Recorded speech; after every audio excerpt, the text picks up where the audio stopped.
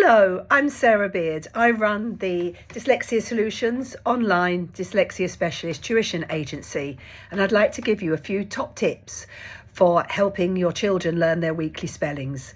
First of all, if you've got a spelling list of 10 words, don't attempt all 10 in one go.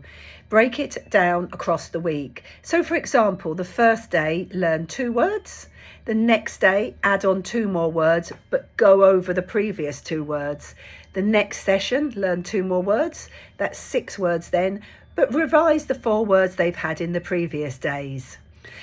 Make it multi-sensory. So if they bring home a school list, there's lots of ways to do this, and I'm just going to give you some quick tips. So get the word to be written out on a large piece of paper, not just on the list that they've been given, A4 piece of paper.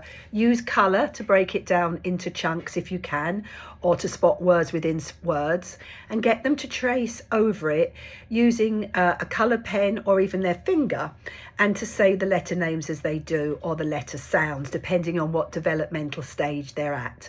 So for example, they are going to go over it, and that means that they are seeing, hearing and feeling the word, and we call that multisensory, and that helps embed the spelling in their mind, and using colour and breaking it down can help as well.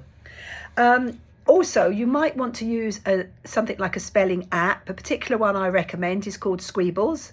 You put the words into there. In fact, the children say the words themselves, so they use their own voice.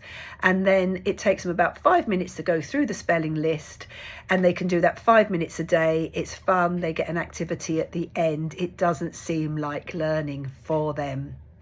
And just one last point is, if you use letter names and your child is still at the stage of letter sounds, that's going to confuse them. So be careful, depending on the developmental stage. If they're spelling an irregular word such as said, so it doesn't map to the letter sounds, then in theory, if they know their letter names, i.e. A, B, C, D, E, F, example, then they can go over it and say S-A-I-D, said. Remember, they're seeing it, hearing it and feeling it. If they don't know their letter names, then they're going to have to use their sounds. And for words that are phonically regular, it's better to use their sounds. So if, for example, they're learning the word shop, it would be sh or p for that. Don't confuse them. I see a lot of children confused because as parents, we learnt letter names first, most of us, or certainly my generation, whereas the children learn the letter sounds first. So don't confuse them. If you've got any questions, drop me a message in the DMs or message me directly, and I'll be happy to help. I hope that's helped. Thank you.